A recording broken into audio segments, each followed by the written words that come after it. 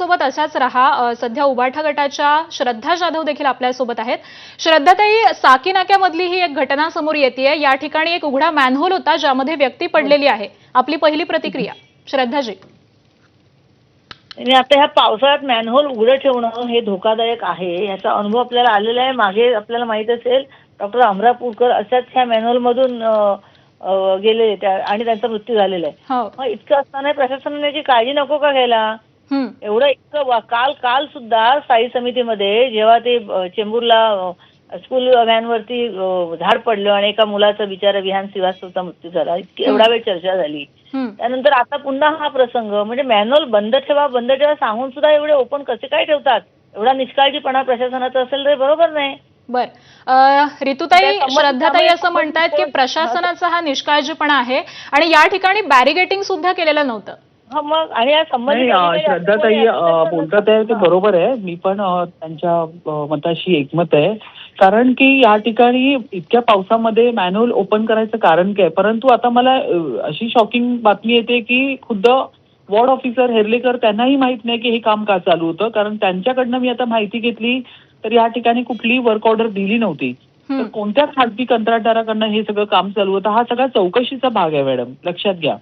तर आता ते बघितलं पाहिजे। आणि समजा तुम्ही जर कुठलं काम सुरू पण केलं असेल 2 मिनिटासाठी 1 मिनिटासाठी, तरी तुम्ही त्या ठिकाणी बाजूला जरी गेलात तरी तिथे बॅरिकेड्स लावणं खूप गरजेचं आहे, कारण पाण्याखालचे मॅन्युअल्स दिसतच नाहीत कोणाला। तर ही खूप मोठी चूक आहे या ठिकाणी झालेली आहे प्रशासनाच्या माध्यमातून। पण आता ह्याचा शोध घेणं चालू आहे की हे काम वर्क ऑर्डर नसताना का सुरू केलं गेलं। तर आता मी तिथे पोहोचल्यानंतर मला आता सर्व माहिती कळेल।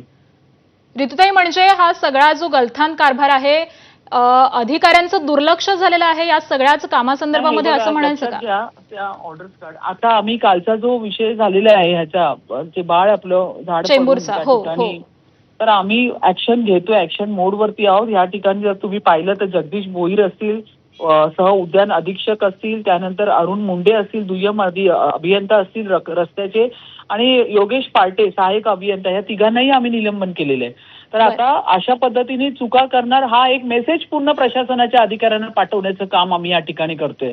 मी कालच परवाच दिवशी त्या लोकेशनवर असतानाच बोलले होते की ह्याच्यामध्ये जो चूक केलेली असेल त्याला या ठिकाणी माफी नाही, त्याचं निलंबन होणार म्हणजे होणारच। आणि आता सुद्धा मी सकाळपासून सगळी माहिती घेते, हेर्लेकरांबरोबर बोलते मी कंटिन्यू या बाबतीत। आता हे कळेल की हे काम का सुरू होतं। खुद्द तर वॉर्ड ऑफिसर असं म्हणतात आहे की वर्क ऑर्डर नसताना काम का सुरू होतं, तर ह्याची तर मी माहिती घेतल्यावरतीच मला कळेल। श्रद्धाताई, या संपूर्ण कामाची अधिकाऱ्यांना काही माहिती नव्हती, अचानकपणे या कामाला सुरुवात झालेली आहे आणि ही घटना समोर येते।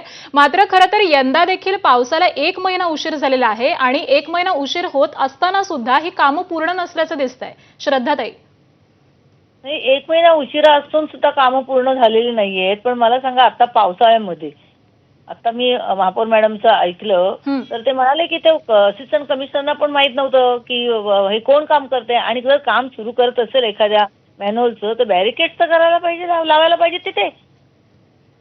म्हणजे हा कुणाचा निष्काळजीपणा? 1 महिना लेट झाला तर त्या नाले सफाईच्या वेळेला पण मी कित्येक वेळात ओरडून सांगत होते, अरे बाबा पाऊस तोंडावर आहे, लोकांच्या घरात पाणी। मी स्वतः तिकडे वडाळ्यामध्ये 1-3 नाल्याला भेट दिली, व्हिजिट केली, अधिकाऱ्यांना बोलून घेतलं, तरी पण ते बिनधास्त होते, तरी पण काम सुरू करत नव्हते। 1-2-4 लोकांना मॅन्युअली होतं का काम? मशिनरीने जिथे मोठे मोठे नाले साफ करायला पाहिजे ते पण केले, कारण त्यांना माहिती आहे मोठा पाऊस आला की सगळं जाणार फ्लोटिंग मटेरियल वाहून। फ्लोटिंग मटेरियल जाईल पण सीटचं काय ते तरी काढायला पाहिजे ना। आणि म्हणून असा हा जो काही निष्काळजीपणा काही ठेकेदारांमध्ये आहे ना, तर त्यांच्यावर पण कारवाई होणं गरजेचं आहे। आणि संबंधित अधिकारी असतील त्यांच्या, आता मला सांगा, पाऊस आज इतका सकाळपासून पडतोय, आज काय काल 1-2-3 दिवस खूपच मोठा पाऊस आहे, आणि असं असताना एवढं मॅनहोल ओपन करणं म्हणजे किती चुकीचं, ओपन ठेवणं चुकीचं आहे। बरं, कोण करू? त्यांची माणसं तर तिथे पाहिजे, ठेकेदार असेल तर बॅरिकेड्स लावायला पाहिजेत, एवढं पण त्यांना कळू नये। नक्कीच। श्रद्धाताई, आपल्या पक्षाकडून आता नेमकी काय मागणी असणार आहे या सगळ्याच घटनांसंदर्भामध्ये? सगळ्या घटनांसंदर्भात काल तर स्थायी समितीला आम्ही मागणीच केलेली आहे की तिथल्या संबंधित अधिकाऱ्यांवरचं निलंबन करा। तर तसं आता ते प्रशासनानं ऍक्शन घेते त्याच्यावरती, निलंबन करा। आणि इथे सुद्धा जे कोणी आता असिस्टंट कमिशनर सांगतायत हेर्लेकर साहेब की आम्हाला माहितच नाही कोणी काम सुरू केले ते।